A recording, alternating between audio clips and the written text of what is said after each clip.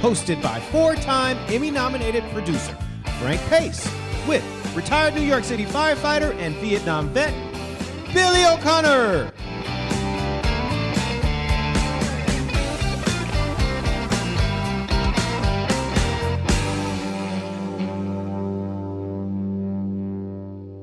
My brother. My brother, how are you, Frank? How you doing, pal? Good. How are you? Good. You got any New Year's resolutions? You doing anything for the new year? Anything you didn't do in the past? Well, considering it's now 6 days into the new year, I'm not doing anything. I'm just trying to survive day by day until we get the vaccine.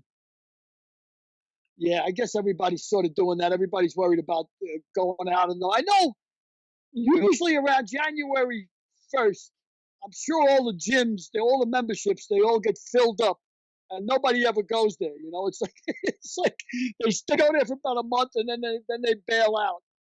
You know, but everybody's got to start the new year with the new resolution to get in shape and everything else. Well, our resolution is that we're on a new day, Wednesdays, and that's cool.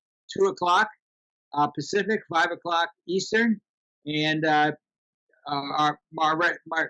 one of my resolutions will be to remember to introduce Derek earlier, because he's a valuable member of our team, and he's going to continue to add great insight to what we're doing here. So, hello, everybody. Yep. Oh, there, Derek, my man. How are you? I'm doing great, Billy. How you doing? You got any resolutions? You got anything that you weren't doing before that you're going to be doing for the next year? You know, I stopped with resolutions years ago. I always have a list of things that I want to do in the year anyway. So I don't have any resolutions.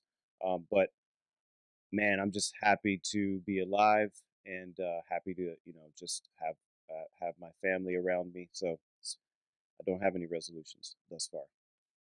We're all grateful for that, man. We're all grateful for having our family healthy. I used to always say, this is it, man. I'm starting January 1st. I'm going to start running. I'm going to get in shape. And, of course, I'd always have the bench, and I'd get the bar and the weights on it. And about a week later, I'd be using it for clothes, big clothes hanging all over it, shirts, pants.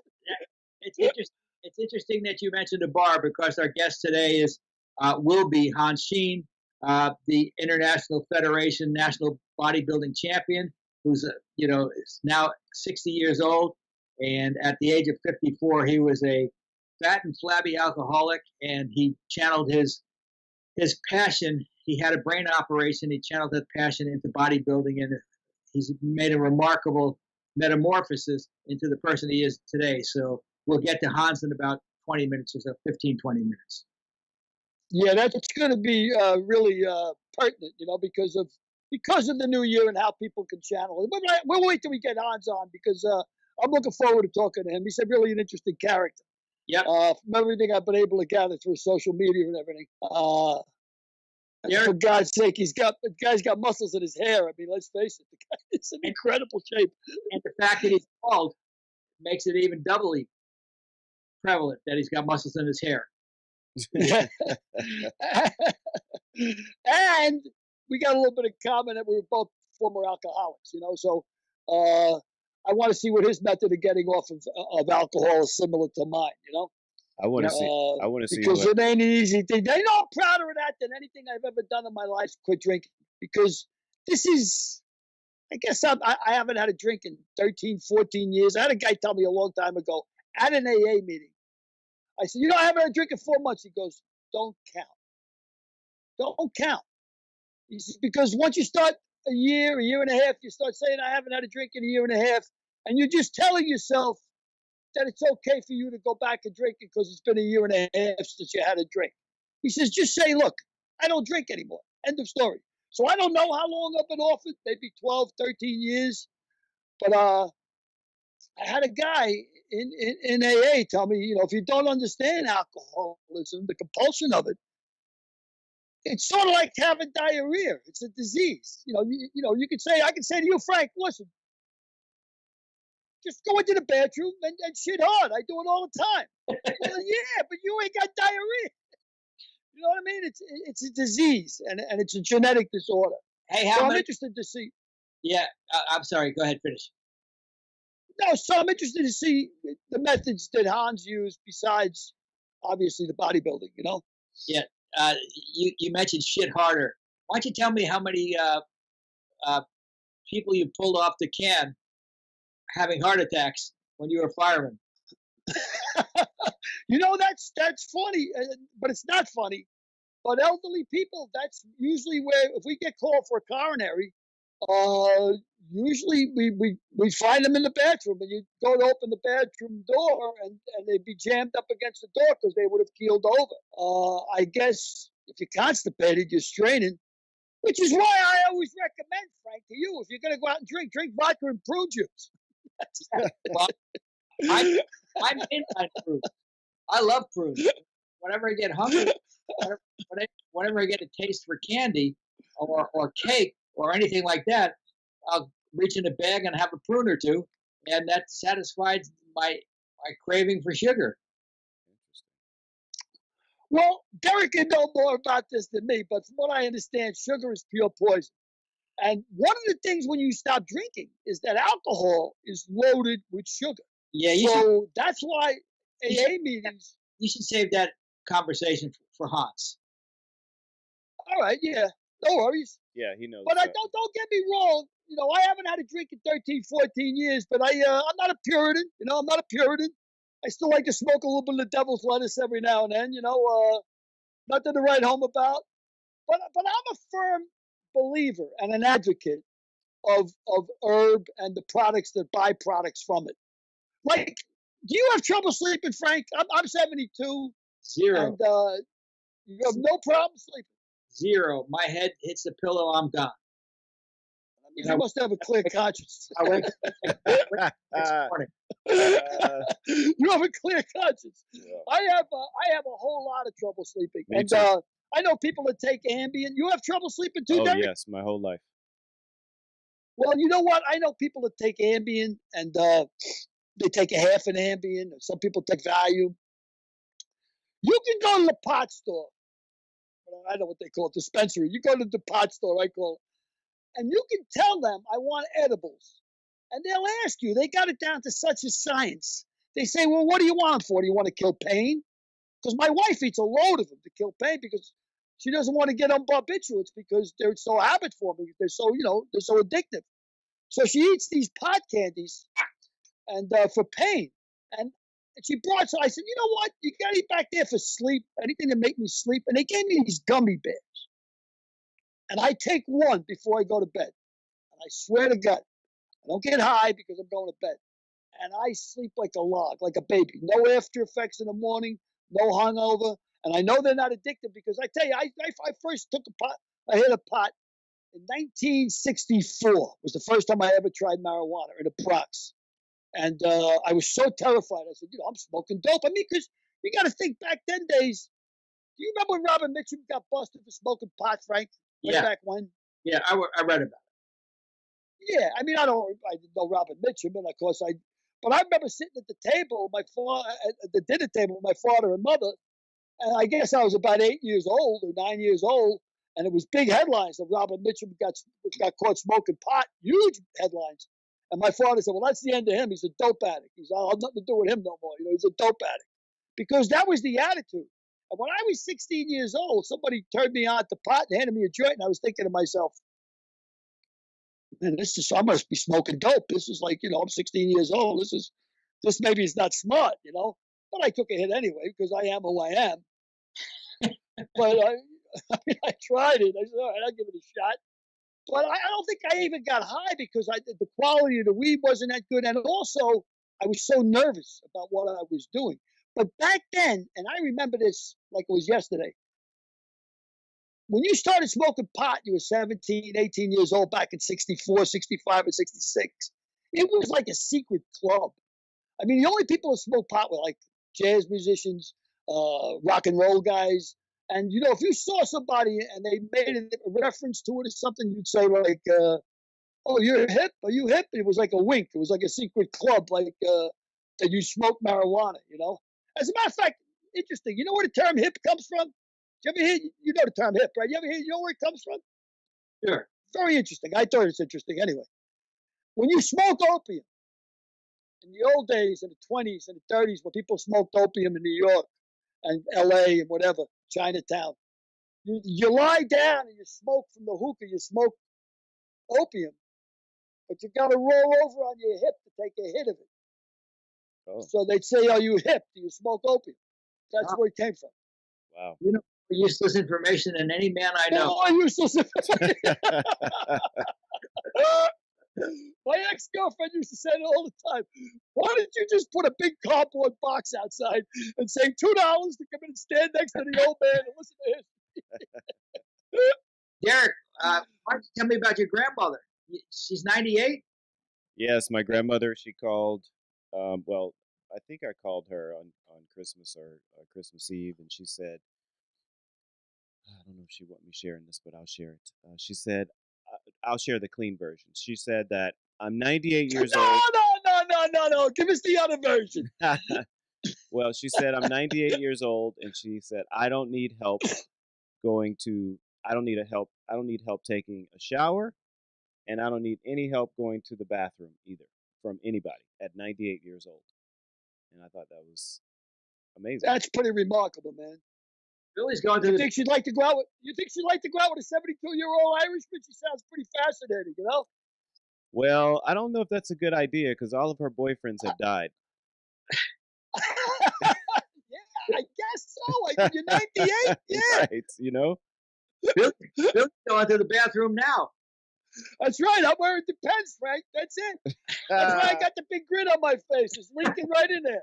I don't worry about going to the bathroom. But they say this when you get to be our age, there's two things you should never do. You should never pass a bathroom, and you should never waste a hard on. Frank? No comment. No, No comment. You know, you talk but about. I got to tell you, I mean, I'm an advocate for this, for these podcasts. I'm going to bring you some of these, Frank. But I know I'm going to bring them for Derek because Derek doesn't sleep well. And these things, I mean, I think they're fantastic. I mean, you take one and they taste delicious. They're gummy bears, and you just suck on them, and then you go to sleep and you sleep like a log. So what is, Yeah, is I don't have any trouble falling asleep. You know, Muhammad Ali used to say he was so fast he could turn out the light and be in bed before it got dark. I'm the other way around. I could turn out the light and fall asleep before I hit the bed, and before it gets dark. wow, my wife's like that. Yep. You're one of these guys that can sleep on barbed wire, right? Sleep on a picket fence, no problem. You can sleep anywhere. Yes, I could sleep anywhere.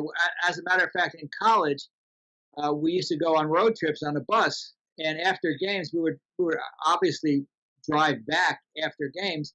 I would crawl up in the luggage rack and fall asleep because I was so tired. But I could sleep in the luggage rack of a bus. Wow. And Oh man, I envy you. That's Frankie Chicklets is like that. Frankie could be talking to you, and all of a sudden he's out cold. How do you do that? You know, I can't. I wish the hell I could. But I find this. I don't want to take because I have an addictive personality, as you all know, compulsive. Whether it's gambling, drugs, alcohol, women. You know, I crossed all the T's and dotted all the I's. So I'm scared to death of pills frankly, because I love the way they make me feel. Like if I take a Valium, the horses in my head quiet down. You know, they don't race everywhere, and I love that feeling. And I've always told my son, listen, find out what your drug of choice is. Find out what you like the most, and then stay as far away from it as possible. Like I know my drug of choice is booze because booze used to quiet the horses in my head too. You know, I'd still be wacky and running around, but it would quiet the rumbling in my head. what kind of And drunk? I know I can't drink. Really, what kind of drunk were you? Were you a quiet drunk? Were you a nasty drunk? Oh, I was loud and the life of the party. I mean, I was the kind of guy, and this is exactly the way I was. I'd walk into a bar, throw 200 on the bar, give me a triple Johnny Walker Black on the rocks, give the whole bar a drink, tell Billy O was in. You know, tell bar I'm here. And then I'd be loud, screaming, yelling, having fun, laughing. And sometimes, with the blow, I mean, I would drink for 2, 3 days with no problem, and then I come home with no voice at all. My wife would be like, 3 days again, 3 days, and I go, because I was always trying to be louder than if it was a loud bar. I'd always be talking over everybody. But all the bartenders loved me because I always took care of the bartenders. And sometimes in Buffalo, I used to drink with this guy who was 300 pounds, and he wasn't 300 pounds fat. He was a big guy. He was like a football 300 pounds, And this guy would drink a bottle of vodka in an afternoon without even thinking about it, And I used to drink with him, drink for drink, so I'd pass out. And he'd pick me up, put him over his shoulder, drive to another bar, and I'd wake up at another bar on the stool. I said, how the hell did I get here? He says, just don't worry about it. Just have a drink. But all the bartenders knew me, so they all took care of me. But one time I told Buffalo, it was hilarious. This is before he died. He died a couple of years ago, a heart attack. He was about my age, but of course he was overweight, and he always abusive with the drink and the drugs. I said, hey, you son of a bitch. I said, I heard you got diabetes. I said, what are you doing with yourself? Stop the drinking. Already, stop. You're old enough now. Stop the drinking. You got diabetes. I heard you lost 3 toes. He goes, no, I know. He goes, I stopped. I said, what are you doing now? He said, I'm eating a box of Oreo cookies. Oh, my I said, God. you stupid bastard. You stupid bastard. But I says, it's amazing to me, Buff. All the drinking I did with you, then I never caught diabetes. He says to me, diabetes? He says, I'm surprised you never got a concussion. You know how many times your head hit the bar? Wow. Yeah, that's the kind of drunk I was. But I was a lot of fun. I mean, I was living the life of the party. At least I thought I was anyway. I saw a TV show called The Flight Attendant. It's on HBO Max. Have you seen it or heard of it at all? It's about a flight attendant who is an alcoholic, and she is a really, really bad alcoholic. And you want to check it out. It's 8-episode series on HBO Max, but it's a worthwhile look for someone who was an alcoholic or is an alcoholic. I guess you're always an alcoholic, but you may want to check it out. Yeah, I will check it out. So far, I mean, I've seen a million movies about alcoholism, starting with The Lost Weekend with Ray Milland way back when. But the most accurate one I think I've ever seen is the one that Michael Keaton made, where he's hiding from bookmakers and he's trying to trick his way into a recovery program. But meanwhile, the guy's a mess. But of course, you don't know you're a mess until you start, getting into a program. But Buffalo told me one day, I was drinking tequila. And I'm sitting there and I said, I don't know what it is about this tequila. I said, I can drink this shit all day and I don't get drunk. And he says to me, you know why? He says, that's the lemons. He goes, when you bite the lemons and you have the salt with it, it keeps you sober. I said, really? Well, that morning, about 4:30 in the morning, I woke up, my head on the bar, and I had about 15 lemons splashed across my forehead. Another myth exploded. The bartender, come on, Billy, I got to get out of here. I wake up, and many's the time my wife, poor Teresa, I guess she never should have been called Teresa. Everybody called her Poor Teresa. That's what everybody called her, Poor Teresa. So poor Teresa used to dump rum and coke on my head, and whatever the hell I was drinking, she couldn't get me up to go home. She'd dump it over my head, and then of course she'd drive me home, and she'd leave me in the car because she wasn't going to carry me into the house. And I wake up in the back seat of the car, and my head would be all sticky. What the heck happened to my head? With no voice, dry mouth. I mean, I was a pretty bad drunk. But I think the worst drunks are the guys that drink at home. I never drank at home. Never. Interesting. No, I was into the whole mystique of it. The personality thing, the companionship, the laughs. I never drank at home. I was never a guy who kept beer in the house and drank at home or whiskey or anything. I just never did. I only also had company. Yeah, well, I never was much of a drinker because I don't like. I've told you this many times. I don't like the taste of alcohol, but I would never drink at home either. I mean, I just didn't see the purpose of it. This flight attendant movie, is the chick a home drinker? Does she drink at home, or she just drinks all the time? She drinks all the time, everywhere. Yeah, she's a hardcore alcoholic. Well, I had a buddy of mine, Patty Smith. He's dead now, Lord have mercy on him. But Patty, he was a bartender, and he had quit 20 years before I did. But I asked him what kind of drunk he was. He said, Billy, I would get up in the morning and drink a bottle of brandy, pass out, and get up again and drink another bottle of brandy. Wow. Yeah, that's like, I could never see the point of that. Like that's what this flight attendant does. She would get up, she would hit the quart of vodka, she would finish the quart of vodka, and then just wake up and hit it again. Wow. Yeah, that's hardcore, man. My old man was hardcore. But them days, they didn't have the money to do the kind of shit I did, But that's why they all drank Boilermakers. He wanted to get drunk, and he wanted to get drunk fast. And a Boilermaker, was a beer. They used to give you the beer chaser for nothing. You ordered a shot of whiskey, and of course, he always went for this stuff called Fleischmann's. Fleischmann's whiskey is 92 proof. It's the strongest whiskey that they sell in the United States at the time, anyway.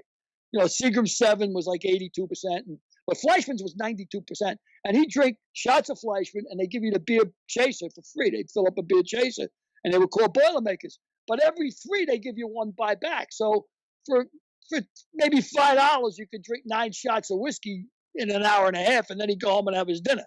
And then he'd be passed out at 8 and up for work in the morning. But they never considered themselves alcoholics as long as they showed up for work. Yeah. If you showed up for work, you weren't an alcoholic. I don't think there are any. I swear to Christ, I don't think there are any AA meetings in Ireland. Every time I was in Ireland, oh man, I gotta plug my battery in. Every time I was in Ireland, plug it in. I never heard of AA meetings. Plug it in. How can you forget to plug your battery in? Plug it in. I had it at 100%. I don't know why it died so quickly. Plug it in. Yeah. Yes, I will. Oh. Hang on. Turn it, I'm back. You're back, okay. Say a few syllables. Utter a few adjectives. Now I gotta put this on. Now we can see your keyboard. Billy, you said that you hadn't seen any movies that fully represent true drunks. So what about Flight, Denzel Washington Flight? Yeah, I saw that. Is it? That wasn't bad, but I still think the one with Michael Keaton was the best one I ever saw. Like the fact that he didn't know that he was trying to pretend that he had a problem, because you know what it is, everything's relative. Like if I walked into the Tinker and I could sit there and drink a half a bottle of scotch at 11 o'clock in the morning, and I say to the guy next to me, how long you been here? I've been here since 7. And you already drank a bottle of vodka. So you say, well, I can't be too bad. This guy's worse than me, If you hang around, it narrows your world, just like any other compulsion. Yeah, alcoholics only want to hang around with alcoholics. Yeah, that's it. We should save this conversation for Hans, because he's going to have a different perspective on it, and he'll come at it with a perspective of having been an alcoholic. Right. So let's save this conversation for Hans. Okay. Hey, Hans. Hey, are you there? Yeah. Okay, so let me see if I can. That's game. Hey, there we go. Oh, there it is. My friend. My friend.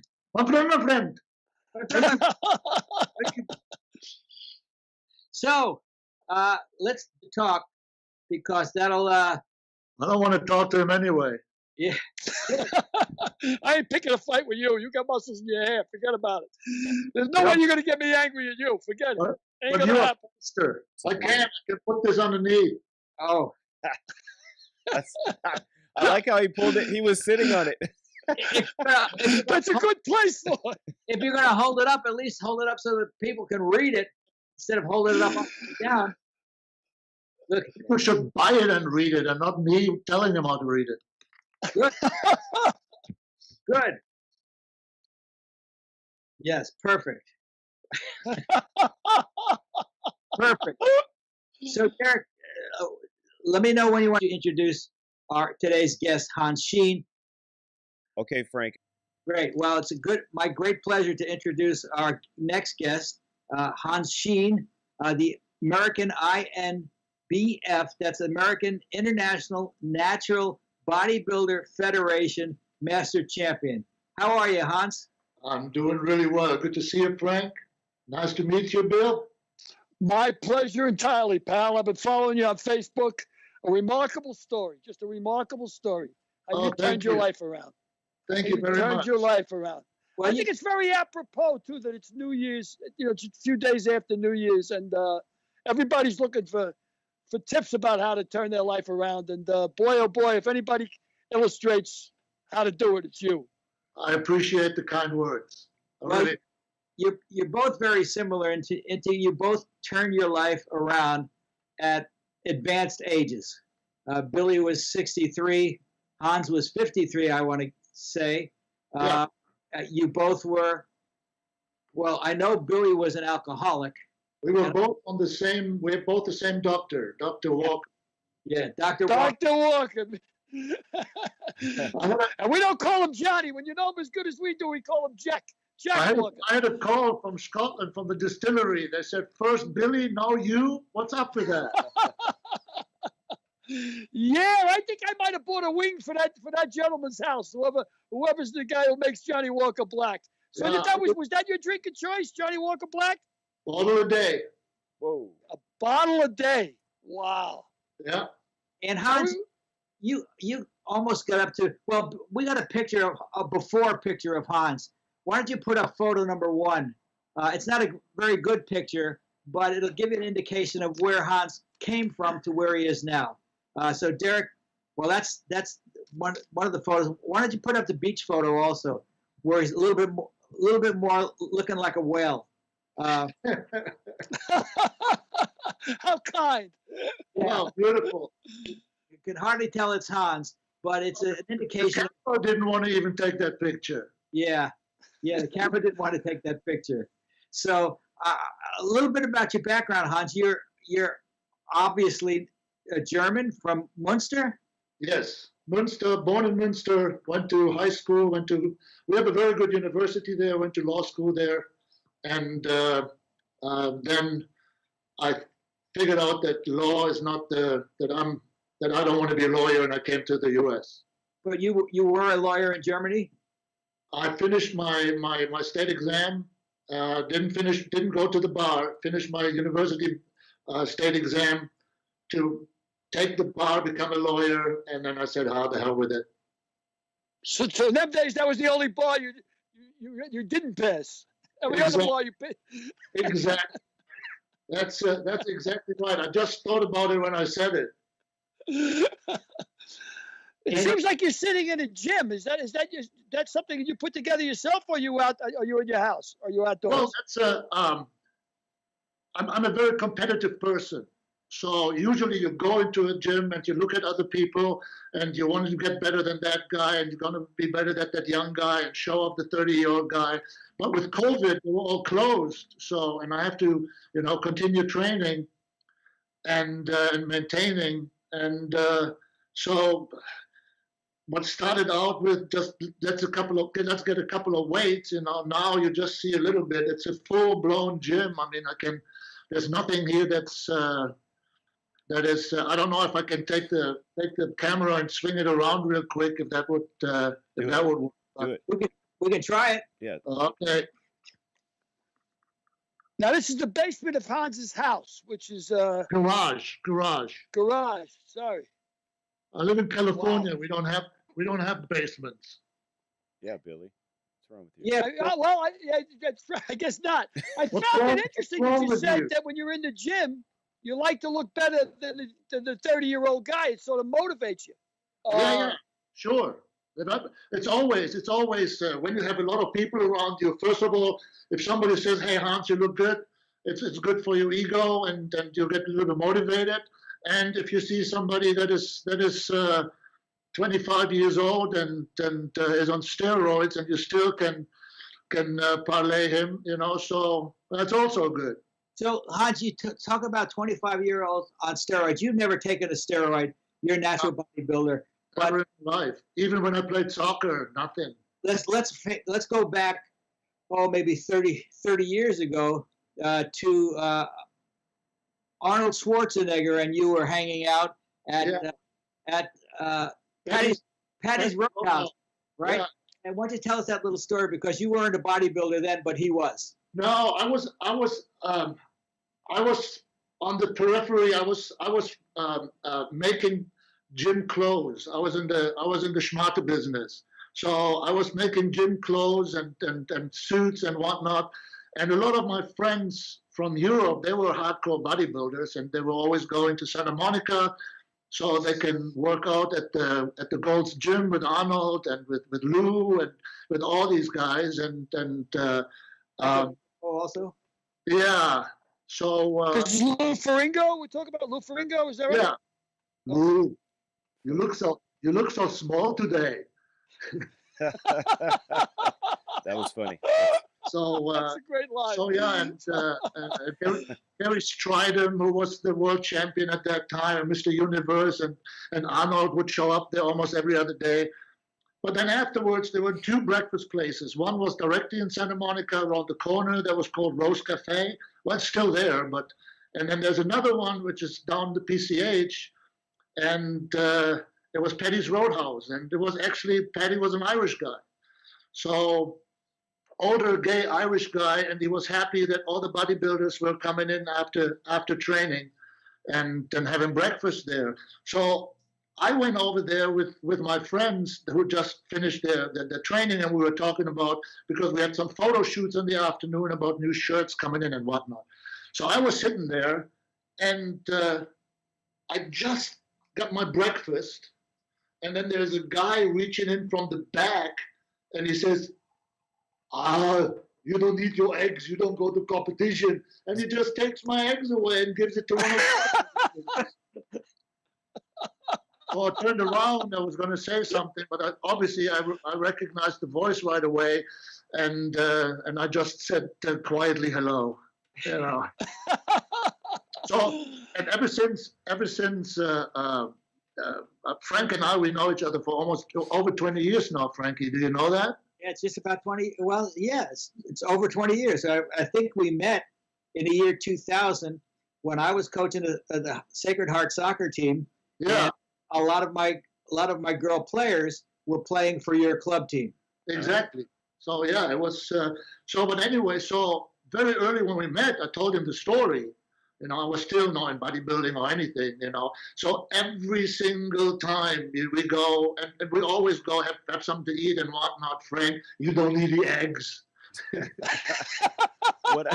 What I think is so funny about that is there's a German guy doing a German accent of another German guy. It's an Austrian. Oh, that's right. He's Austrian. That's right. He's Austrian. Yeah, that's But you do a great Arnold, and I love the Yeah, line that's good. where you're breaking each other's balls, where he would look at Lou Ferrigno and say, "You look so small today." I think that's hilarious. Yeah, he always would. He always would walk around in the gym and talk to the guys. Were just, you know, their head was almost exploding, you know, because they're lifting so heavy. And he would go there, "It's feather light. Put some light as a feather."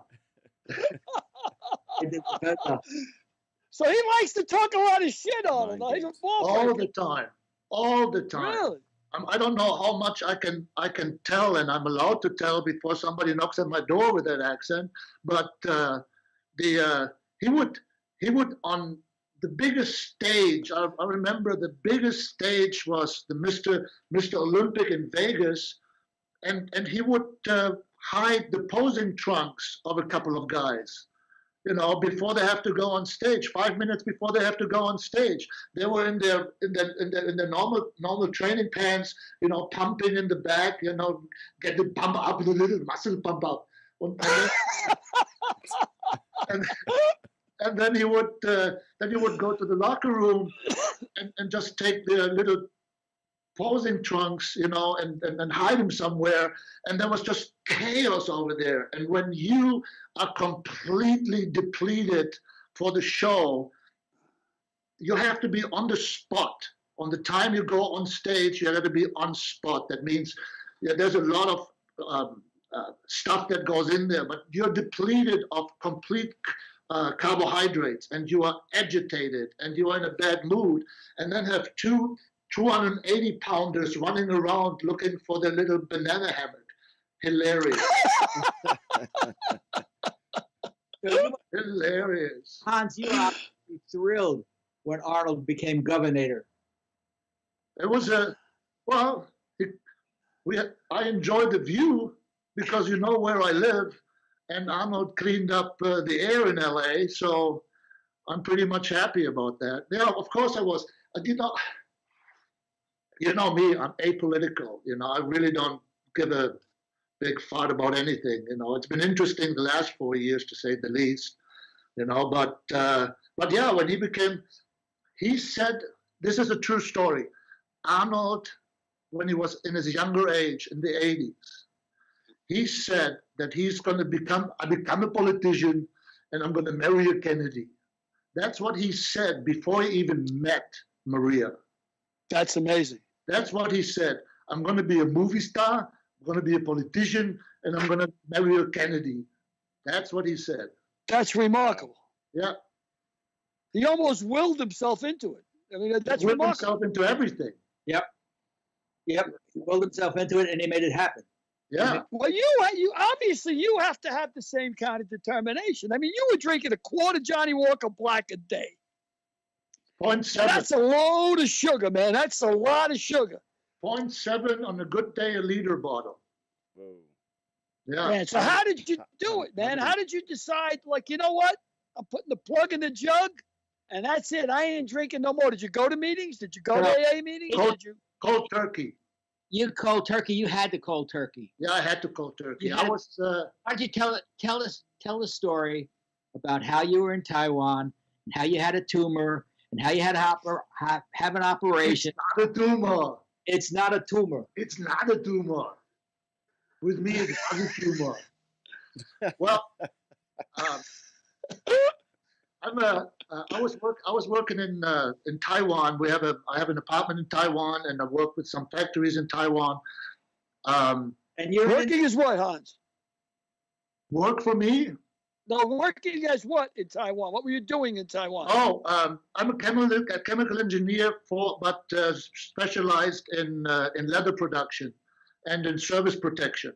So I don't want to brag, but I have a few patents in high leather performance technologies, and I had a little company, and then the company was bought by Mechanics Wear.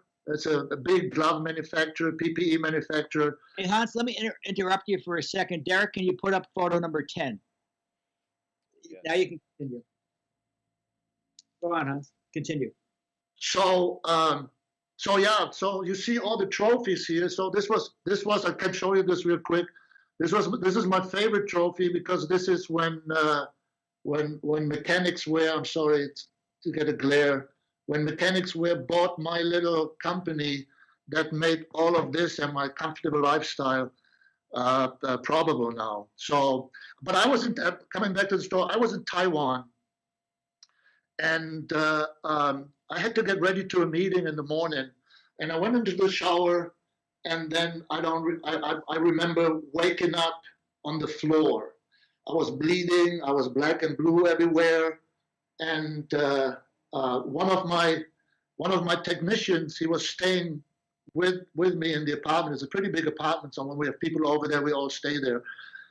So he pulled me out of the shower, and I still had my underwear on, and the whole room was steamy. I have no recollection whatsoever what happened. So it turned out, to make a long story short, that I had a small stroke and a huge seizure, and I was flopping on the floor for 10, 15, 20 minutes.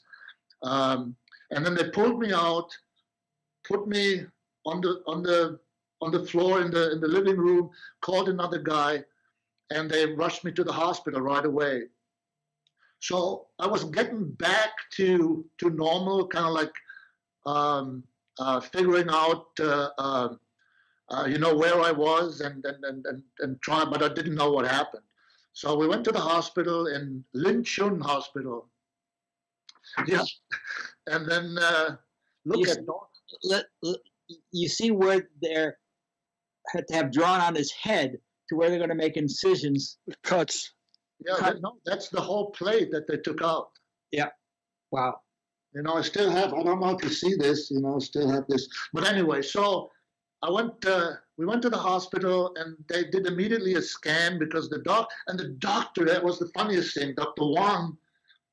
He was the chief of neurology in Germany, in a hospital in Germany for 10 years, which is about 30 miles from where I was born. Wow.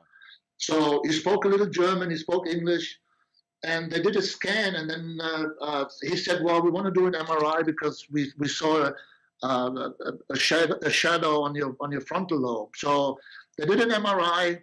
I had to wait, and then he called me back in his office, and he said, I don't know how else to tell you, but you have a massive, massive tumor sitting in your right frontal lobe. And I don't know, I cannot explain it, but everything kind of like gets dark, black, and you don't hear, you don't see anything, and you're just in complete shock, but just a brain tumor, I thought that was it. I thought, give me the bucket, I kick it, and that's it. And then he said, well, you have half an hour. We have to immediately open you up, take the pressure off, or you're going to have another stroke, and you're not going to survive it. And I asked him, the only thing that I asked him, I said, hold the fuck, I'm sorry, can I have a brain tumor? He said, well, didn't you ever have headaches? And I said, yeah, but that was my natural hangover, every 24 hours. And he said, well, the problem is that the tumor grew in the right frontal lobe, and the right frontal lobe of your brain is like in a computer, like storage. So there are no motorics or anything, none of your vitals, so to speak. And he said it might have been grown there for 30 years, And then he said, did you have any kind of trauma 30 years ago or 25 years ago? So, and I said, yeah, I was in a bad car accident, head-on car accident. And so he said, well, that might be it, that grew and grew and grew and grew. So they said, you have half an hour. If you want to make a phone call, but we have to cut you open right away. And you were in Taiwan, so you must have been very, very nervous about the quality of healthcare that you were going to get in Taiwan. Well, not only that, you don't know what happened. I did not know if I'm going to make it, to tell you the truth. Right. If somebody tells you have a massive brain tumor, it's not like a hernia, that you say, okay, fine, I can live without this, I can live without a leg, I can live without whatever. But if somebody says you have a massive brain tumor and you have half an hour to make a phone call, that scares the bejeebies out of you. Yeah. So I wasn't, and I dated that girl that you met, Rachel.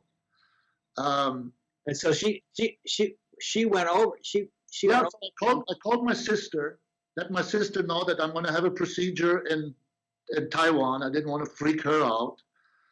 I called then my partner at Harbinger. This is also a fitness company. And then I called Rachel, and I said, Rachel, because I was supposed to fly back the very next day or 2 days later, and she was going to pick me up from the airport.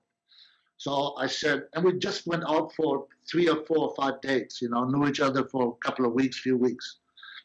But I did buy a diamond ring and wanted to propose to her when I saw her at the airport. So, but anyway, so I called her and said, it's going to be delayed, and but I'm having trying to wiggle around it. But she immediately, pressured and this and this and this. I said, hey, look, I have a brain there's something wrong with my brain. There's a tumor or something, and they're just going to take it out. And so I don't know how long it takes, but I'm not going to be back on Thursday. I'm going to be back in a little while, you know. And then she said, I'm coming. I said, okay, I can make the arrangements. Please call the office. But you really don't have to, you know. And she said, no, I'm coming. So she called my partner. My partner gave her a business class ticket round trip to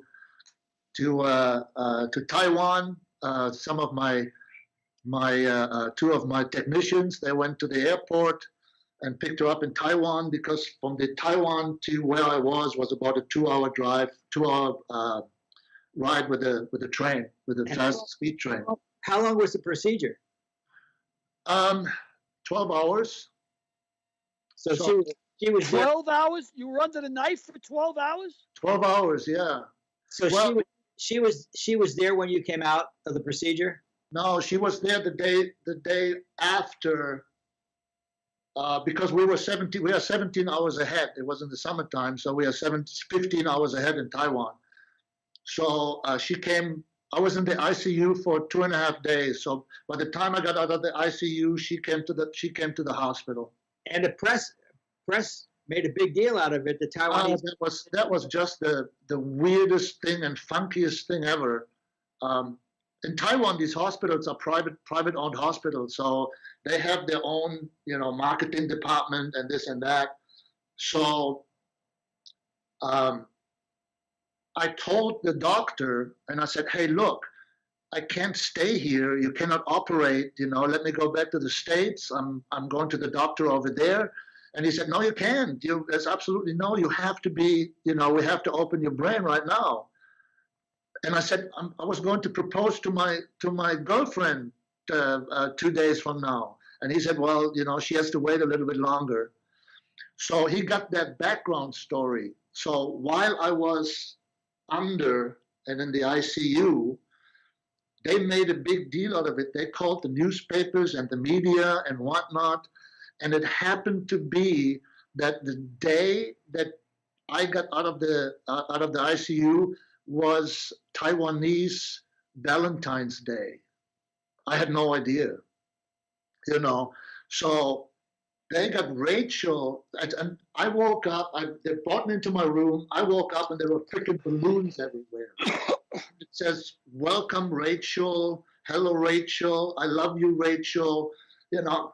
And I said, what the hell? You know, teddy bears, you know, typical over the top, you know, Kitty, you know, Miss Kitty, Asian style, you know. And then suddenly the door opened. There's like 5 guys with cameras walking in.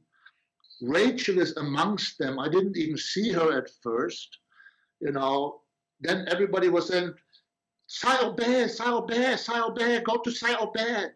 And then she had to go to the side of the bed and then the cameras, and then suddenly somebody stuck a microphone. And I said, well, I thought to myself, I couldn't talk. You know, I just saw that, you know, I was still drooling. You know, my head felt like I was laying with my head on a 2x4 and somebody's hitting it with a sledgehammer on the side, you know, so, but they made this big deal out of it, and what you saw, the picture that you saw, you know, I had to propose, you know, so they said propose now. Hey, listen, you hit the jackpot there, pal. Not only were you lucky that you're alive, obviously you married a beautiful woman and a sticker besides. She's the real deal. I always tell her, I said, do you imagine the shit that I went through to convince you to say yes? Who has cut open just for you to come around? So before I go off that, why don't you put up picture number 3, Derek, so we can see the damage that was done to Hans's brain. Oh, that damage was done before. Yeah, well, I know that. Brain damage I was born with. You look like a basketball. Yeah. Your top head looked like a basketball. There it is right there. Yeah. Look at that. I felt like a slider. Yeah. I mean, that's low outside. Yes. So you were forced then, because of the medications and drugs you had to take. Right. The doctor said to you, "I don't want you to have another drink. And if you have a drink, it'll kill you." So you had to cold turkey. Yeah, that's what the doctor said. The doctor told me and he showed me and what alcohol does in your brain, that it turns into vinegar and that it aggravates the brain cells and it kills brain cells and whatnot and what it does. And he said, anything from now on that is altering your regular brain function right now. So anything, any drugs, too much coffee, and he said especially alcohol, you die. Wow. So Wow. So it wasn't just alcohol. You have to be very careful about anything that you put into your body. yeah, I can't get herbed up.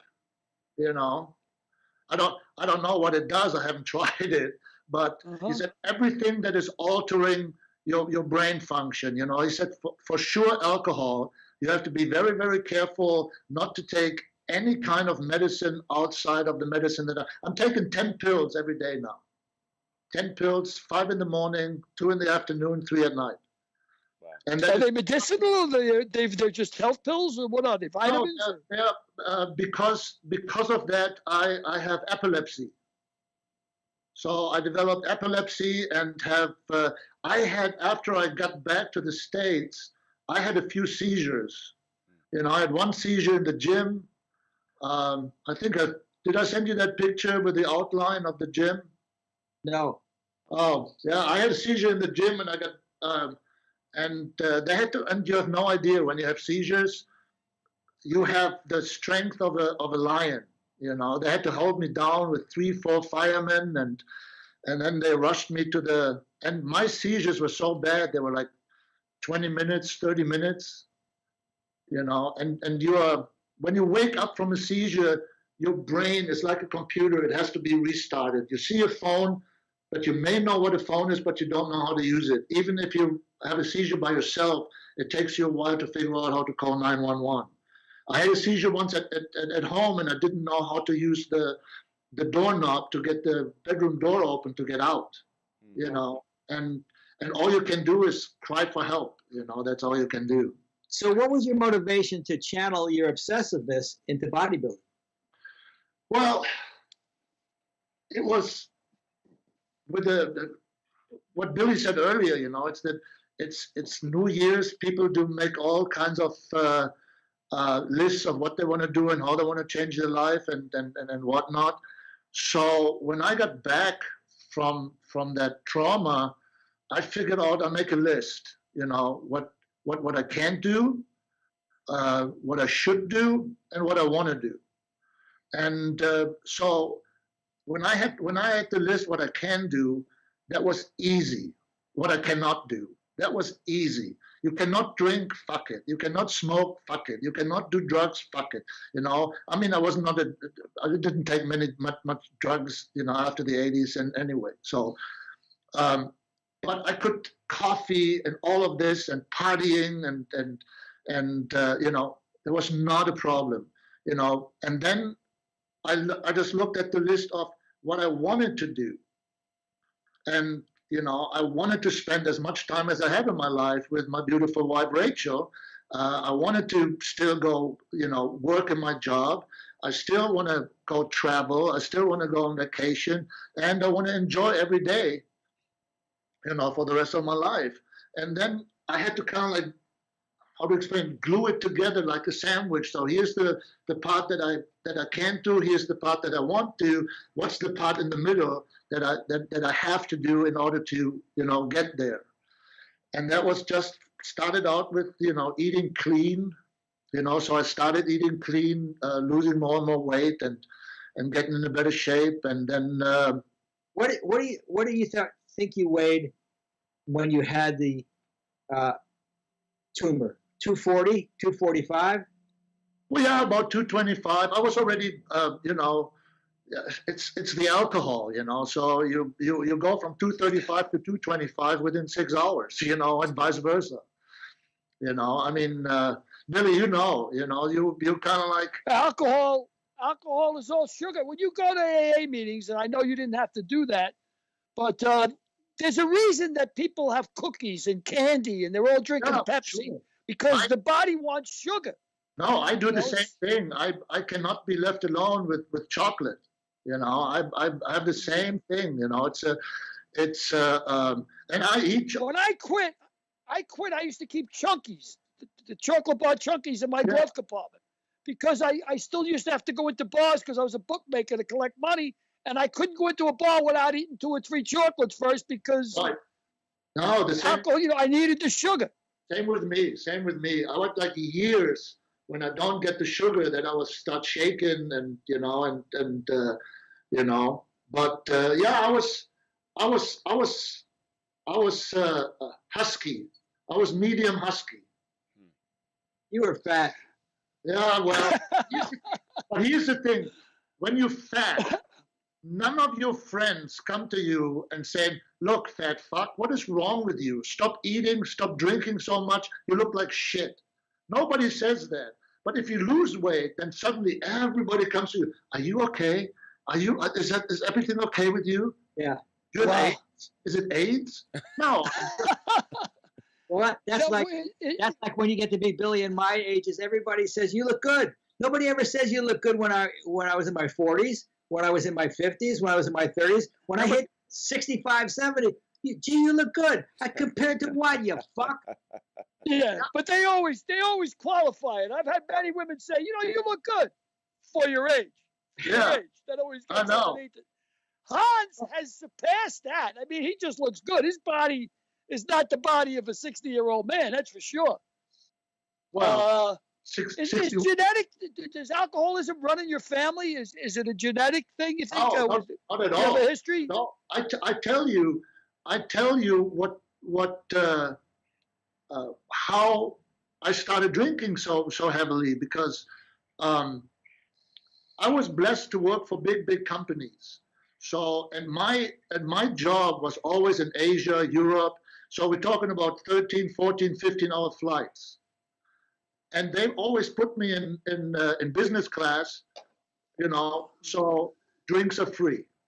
And when we're talking about,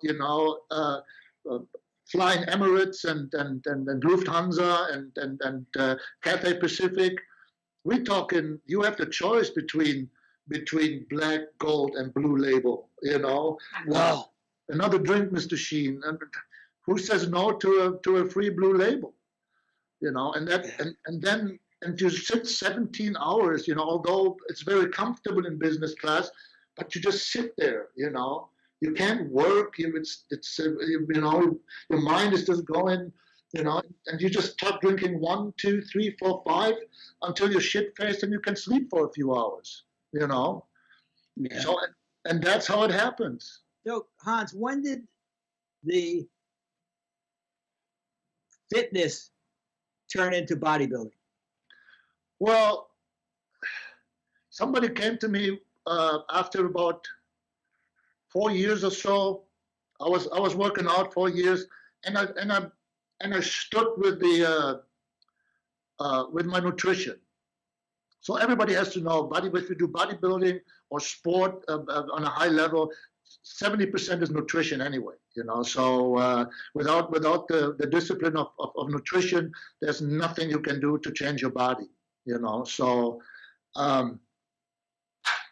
so somebody came to me and said, hey, you know what?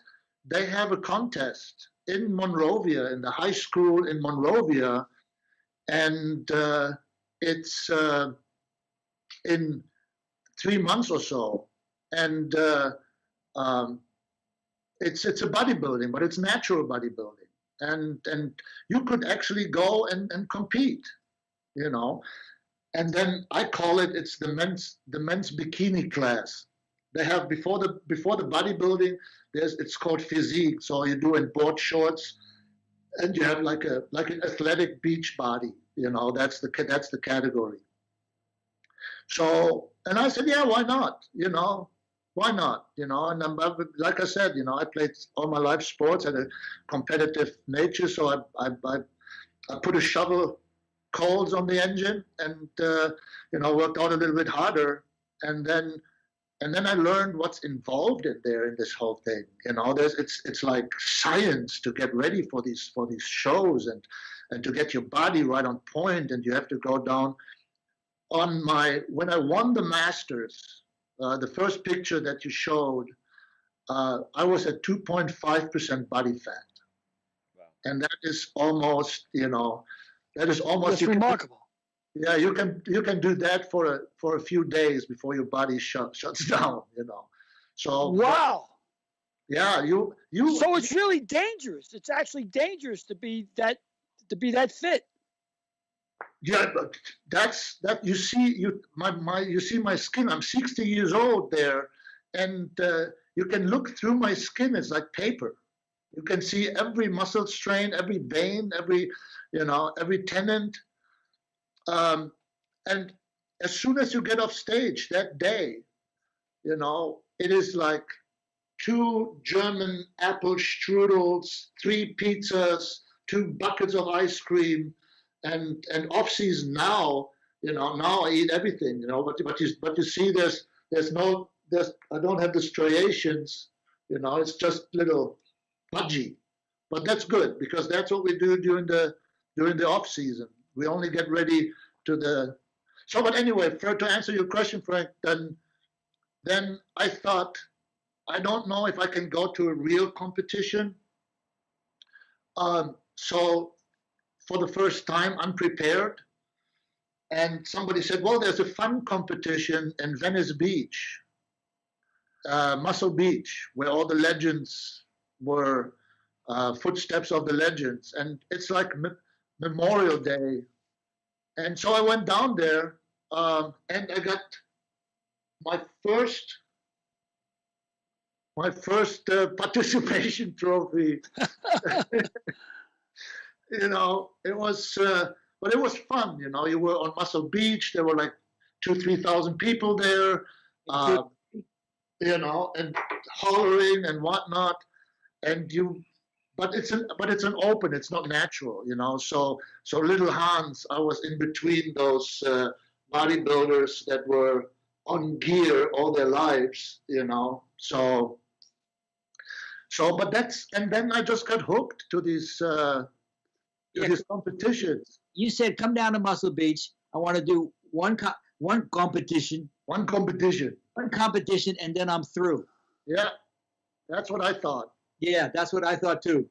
That's what I thought too. And then it went from this, it went then to this. Nice.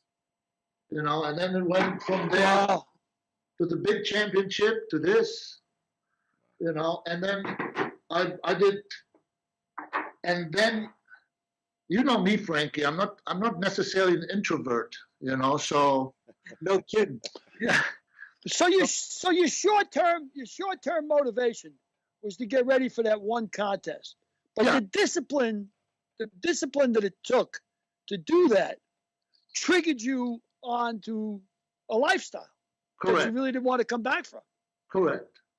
It's really, really fun. But the competition is not the competition. It's not the day of the competition on stage with the athletes you compete against. The competition is the 3 months in the gym to get ready. The competition is not to eat the little potato that's there, or not to have more than 6 ounces of chicken per meal, to have 6 meals a day, small meals a day, to do cardio, to go through your training program. That's the competition. Once you're on stage, that's all extra. That's the icing of the cake, and you get either rewarded for the effort that you did, or you don't get rewarded for the effort. But it doesn't matter.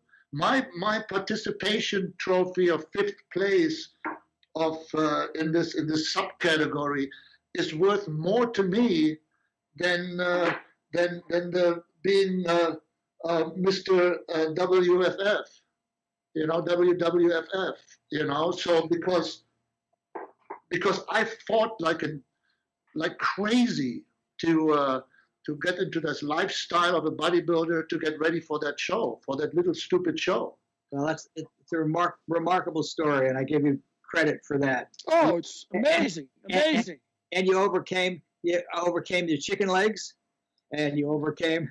Yeah. And you had to learn how to pose too. I'm six, Billy. I'm 6'2". I was a soccer player all my life and a sprinter all my life, so I have really long legs, and it is hard to put muscle on long legs. And my legs, let's put it this way, my legs were so thin. I got whistled at in Miami by flamingos. I understand. My mother used to say my legs look like two pieces of straw hanging out of a loft. Yeah, my wife.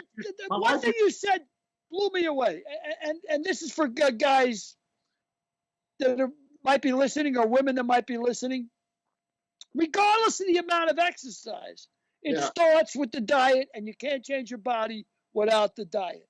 70% for a bodybuilder, 80 to 90% is nutrition. So that's a good segue into the next thing I want to ask you. Coming off of COVID, coming off the holidays, coming off the people who have gained an extra 15 or 20 pounds. Like me. Like Derek, you that never gained 15 or 20 pounds in your life, but I know Derek will have an interest in this. How do you cut weight? I mean, how can you? I always used to say I don't drink calories. Well, the thing is, the biggest thing, talking of which, is stay off booze. And if you want to do some booze once in a while, or do shots of white liquor, vodka and gin, and what's that Mexican stuff? Tequila. Wait, so you're saying you saying white liquor only or dark liquor? Yeah, white liquor only, because that has the lowest sugar and the lowest calories. If you go to Scotch, then the blended Scotch, that's pure sugar. One of those larger, like they have now, glasses of red wine is 12 tablespoons of sugar in one glass. Wow. Yeah, that's amazing. But even drinking white liquor, you still drink enough of it, you're going to get hungry, and you get hungry, you're going to eat. Yeah. Well, you can't do a Hasselhoff. You can't get a burger with a Hasselhoff. Well, rum is pure sugar. Rum is the worst rum of the bunch. Is pure sugar. But that's the worst of the bunch. Stay away from booze and lower your carb intake. How do you feel about dietary supplements, about vitamin D, vitamin C? Should people be taking them? It's always good to take supplements. It's always good to have vitamin C. It's always good to have zinc. I take a lot of zinc because it's good for your brain. Although people say they haven't seen any changes with my stupidity, so I don't know if zinc is effective. So, I mean, you take supplements, but a supplement is the wrong word for it. It's not a supplement. It doesn't, like they said, supplement a meal with a shake. Well, that's bullshit, or supplement your vitamin D, with a pill. It's good to take a pill, but you can get all the supplements that you take. You can throw them also in the trash and go to the farmer's market, or go to any market, and buy fresh fruit and eat clean. You get everything from that. Say fresh fruit, lean meats and fish, green vegetables. Is that the key to losing weight? You can always. People say it's so boring. I make pancakes in the morning by taking egg whites. I put in 2 scoops of protein powder and just a little tiny bit of almond vanilla milk. Mix it up, and you put it in a frying pan, and you got protein pancakes. But do you eat that now, or do you eat that when you're trying to cut weight? Well, when you cut, then it's a total different thing. I don't think if you don't compete, and if you're not a bodybuilder, so to speak, you don't have to go through a cutting phase. You know, I mean, cutting phase, you know, you go bananas. You know, Okay. but if you have, what do you put on those pancakes? Costco has a great non-sugar syrup. There's nothing in there. Tastes good, but don't give the pancake swim lessons in the in the syrup. You know? Just sprinkle a little on it. You know? When you first went into the gym, when you first started your program, when you first started working out, obviously it was gradual. How long did you spend in the gym initially? 3 days a week, 5 days a week, an hour a day? What'd you do? Here's the thing: you cannot work out every day. You know, if you work out every day, you can be a marathon runner. Has to work out every day. You know, a bicycle racer, Tour de France, you have to work out every day. If you want to build muscles don't get bigger in motion; they get bigger in rest. So you have to have rest periods. So if you want to strengthen your body, you have to have a lot of rest. You have to have at least 8 hours of sleep at night, and don't overdo it. I see people that go to the gym for 2-3 hours a day. I don't even know. There's no rhyme or reason for it, you know. So if you have a set program, you start out with 30 minutes of cardio. You know, go on a bike or a treadmill or whatever. Or here's an idea: walk to the gym. You know, people that drive 20 minutes to the gym or 10 minutes to the gym, and then they go for 2 hours on the treadmill. You know, so no, but you do a little cardio, and then you do some weights, and then you divide your body into 3 parts. You know, so you do back, chest, arms, and legs. It's 4, but you do the shoulders and the back. You can do together. So one day you work out on your shoulders, on your back. The next day you work out on your chest, biceps, triceps, and then you have a leg day. But in between, you have to rest. So Hans, you know, Rod Carew always used to say when he was hitting, he would only hit for 15 minutes. 15 minutes would be the max, because then he would start to get lazy and build bad techniques. Yeah, you lose your form. Yeah, so you say the same thing in bodybuilding. Same thing, and the thing is also people, your muscle does not know. What I see all the time is how they are fighting with the weights and to pull it down or to lift it up.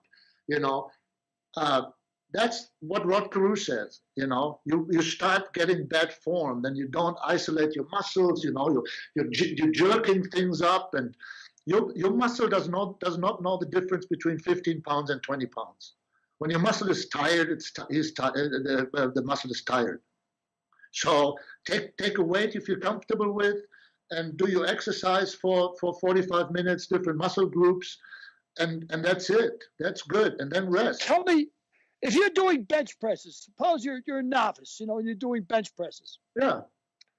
It's better to do it real slow. Is it better to do it slow and steady, or is it, you know, throw it up there with more weight? There's not really one rule for it. You know, it's the right thing to do is you start working out and you do a discipline like bench press. So you start out with a light weight and you do the bench press and you concentrate on your chest and on your outer chest, inner chest. When you pump it up, to isolate it, not that you push it with your arms, then it's too heavy, you know, or if you just push it up, it's too light. And then you figure out while you work out, if you do a little bit more of repetitions or a little bit more weight, however your body reacts to it. Every body reacts to exercises differently. You know, that's the key. If you work out, don't look at a workout tape. Don't look on TV and have DVDs and whatnot. You can do that for cardio, but not for workout, because everybody is different, and every muscle reacts different on the motion. The only thing is what Frank said on the Rod Carew. 15 minutes, I get my perfect swing, I get my repetition, I get my muscle memory of what it is. And after that, if I get tired in my left shoulder or right shoulder or my elbow hurts, then I start compensating for it one way or the other. And then I get bad habits. You know, then my swing is not round anymore. Then I jerk. Then it's the same thing with your body. It's the same thing with your body. If you get tired, if your muscle is tired, stop. Right. If it Wow. Hey, Darren, I got a couple. Yeah. why don't I give you the last couple of questions for Hans? I'll give it to Derek.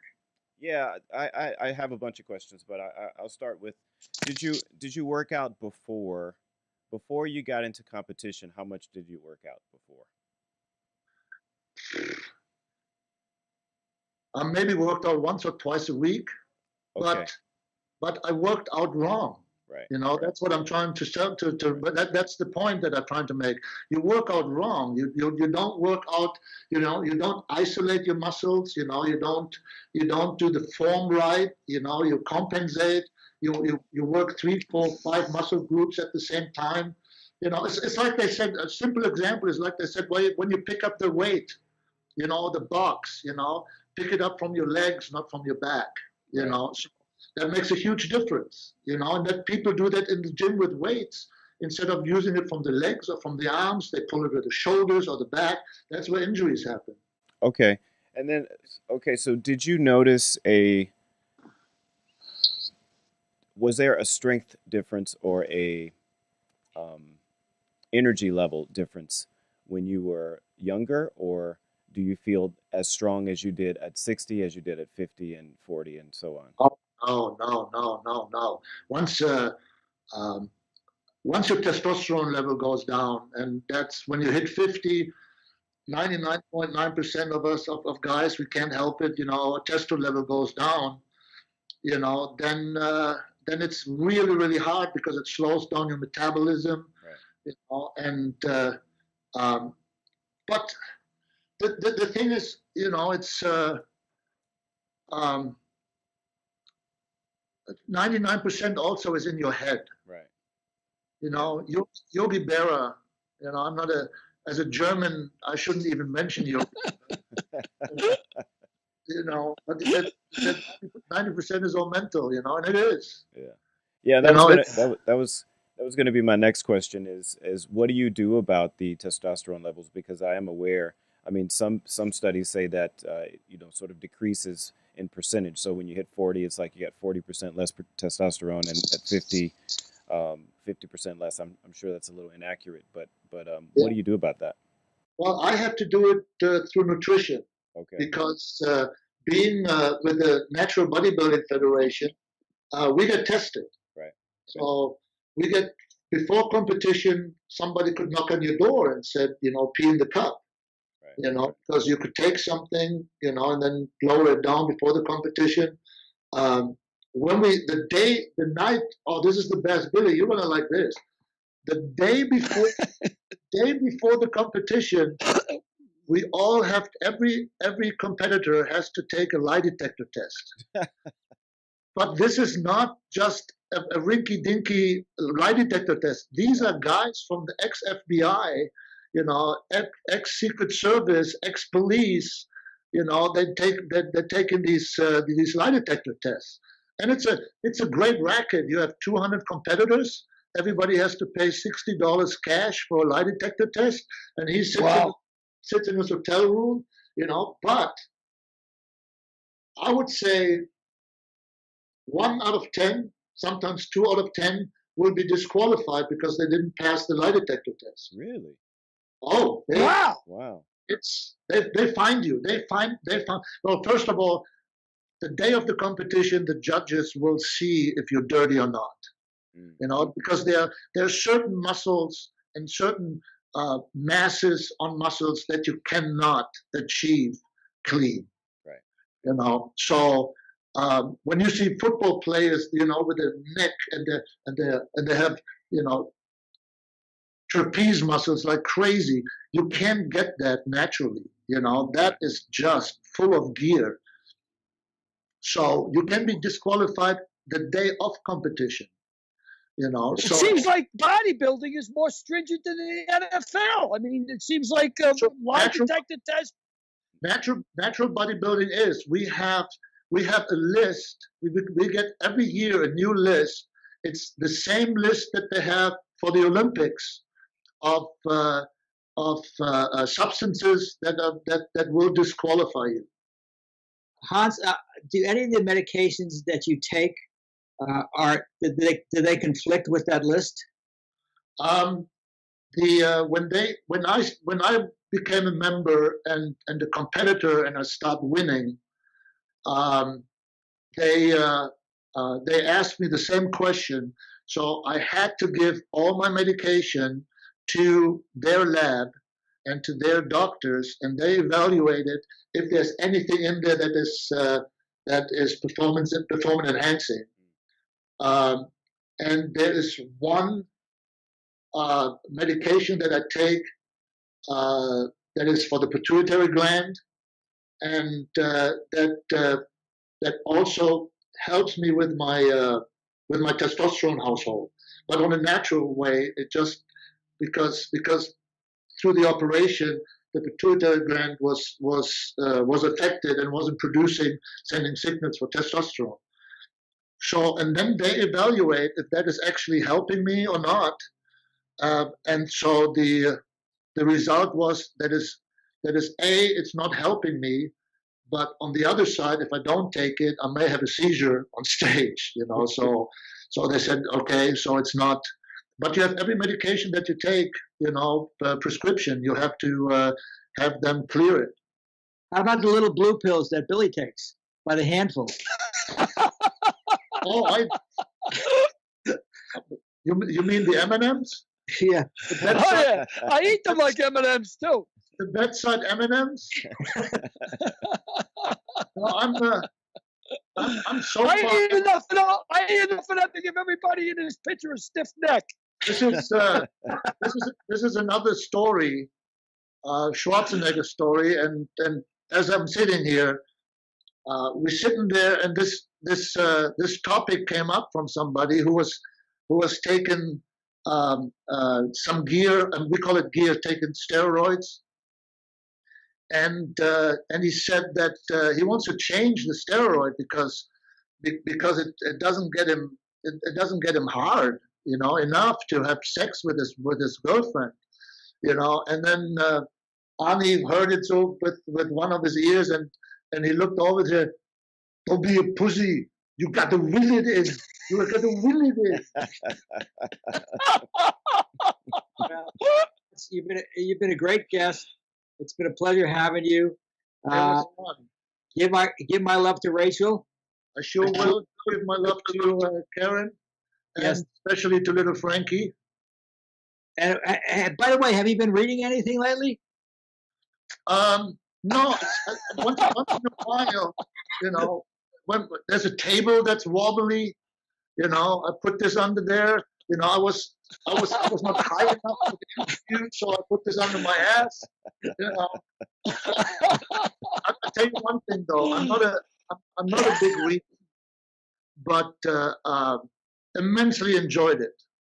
I mean, some of the stories I knew from us being friends for so long, but reading them and the way it was written, was twice the pleasure. It was really, really cool. Well, and the only thing is, I had an invitation to go to Russia next year, Moscow, or this year, Moscow, for a competition. It used to be in Kiev, but now it's in Moscow. And the first thing when I got the invitation, I thought to myself, oh, I can see the fifth. Yeah. Mike Tyson story. The Mike Tyson story. Yeah, that's the first.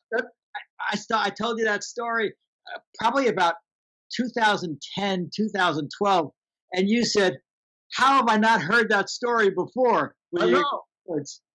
But I got in the mail the card, and you get vouchers for the tickets, for the flight tickets and whatnot when you're invited to these competitions. And so the first thing I said, "Ooh, I could be the fifth." That's awesome. Thank you so much, Hans. Thank you, guys. Pleasure to meet you, Hans. Really, It's- thank you so it's so my- much. it's I my enjoyed pleasure. the hell out of it. Hans, And you have certainly earned the eggs. that's funny. Thank you. Hans, Thank I have more questions, so we'd love to have you back.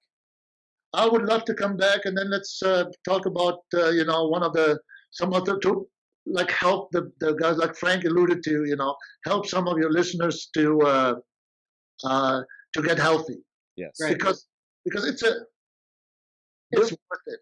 You'll be our fitness guru from now on. Yeah, don't take steroids. That's the catch-22. You lose 20 years of your life and 2 inches of your manhood. Whoa. Billy can't afford that. Whoa. I know. I definitely can't afford that. 2 inches of my manhood, that's for sure. All right, see you, Hans. All I see right. you I guys. didn't even, that's why I didn't get circumcised. I didn't want to lose that big. It was an absolute pleasure. Yes, it was Right. great. Thank you so much, my friend. Pleasure, Hans. Real pleasure to meet you, pal. Hey, we Thank you. have a crystal geyser together. Yeah, for sure. All right. Thanks That's again. for sure. Okay, guys, see you. Bye. Take So- care, Hans. Be Happy good. New Year, pal. All right. So, Always hear Derek, from you. Hey. what? Why don't we pick instead of the NFL, because we don't even know who's going to be in the games this week? Why don't we pick the college championship game? Oh. It'll be Ohio State and Alabama. What do you think about that, Billy? Well, I thought it was great that you segued there, because since you called Hans our new fitness guru, and you being the football guru, me and Derek are the only two Egypts out of the four of us, I guess. You guys are gurus. So well, it depends on you to pick the game. But I can tell you that the spread is Alabama is a 7-point favorite over Ohio State. So you pick a team. Who are you going to pick this week? Well, you know me, I'm a dog guy. I like to bet dogs, but I got to tell you, I can't bet against Alabama. To me, I got to go with the chalk on this one. I got to lay the 7. I like Alabama. Well, that's interesting because I went through my usual routine on this. Who's going to be the home team? I guess about it's going to be played in Florida, so there's not going to be a home team. Alabama's the Southern favorite. Ohio State's traveling far. Ohio State will be traveling farther, but they're going to have a week or so to settle in. You went with Alabama? Alabama -7. All right, I'm going to go with Ohio State. All right. Wow. Begrudgingly. And that's just not being contrary. You Yeah. like Ohio State. Begrudgingly, because my friend Vinny Porco passed last year of COVID, and he was a huge Alabama fan. So I really wanted to root for Alabama to honor Vinny, but when I heard you say Alabama, I knew I had to go Ohio State. Because I'm never right. That's hilarious. Well, I think that's about all we got time for this week. We probably that's our longest show ever, but it's a good way to Well, keep. he was just terrific. Yeah. I have another dozen questions I'd love to ask about the Yeah. quality of care in Taiwan as opposed to the hospitals Oh, in, yes. in the United States. I will say, I'll say this for Hans. He got a bill for like $700,000 from the Taiwanese hospital, and he said, "Oh my God, how am I going to pay this?" And they said, "No, that's in our currency, $7,000 in American money." Whoa. So he had this brain operation, Well, state-of-the-art brain operation for $7,000. that's why because I know Flam. I don't know what was wrong with him, but they estimated that and our coverage is okay, but it's not really terrific, our health coverage, firemen in New York anyway. And they estimated his operation was going to cost $220,000. Now, that's what they were going to bill the insurance company. I don't know what he was going to have to pay. But he flew to Phuket, Thailand. They gave him the same operation for $30,000. And he said to me, Billy, I swear to God, the food, the nurses, it was like staying in first class in Las Vegas. The food was amazing. The nurses were beautiful. Yep. He said it was incredible. Hans said the same thing. Wow. We're losing. No, he's all right. It's okay. I mean, we can hear him. But we can wrap it up. Yeah, we should wrap it up. Have a good. Who's our next guest, Frank? I'm not sure. So Never heard of him. I'm not sure who it is, but it'll be a good guest for sure. Excellent. All right, well, that's great. I mean, and don't forget, if These Lips Could Talk, it's still up there. People are still clamoring. Go ahead and buy it. Clamor. We got the new time spot for a Mooka Mick and a Mike. Yep. A Mick a Mook and a Mike. Facebook and YouTube. So we got a lot of things going on this week. So we'll see you next week. You can go and look at the archives as well. There's been some great shows with Tony O, Frank Sinatra's road manager, and Stephen Lang, and Artist Gilmore. So there's some great archives. We've done a good body of work so far. Let's keep it up. We have for sure. All right, everybody. Take care. See you next week. See you next week. Bye, everybody. Take care. Take care, guys. See you next week. Thank you.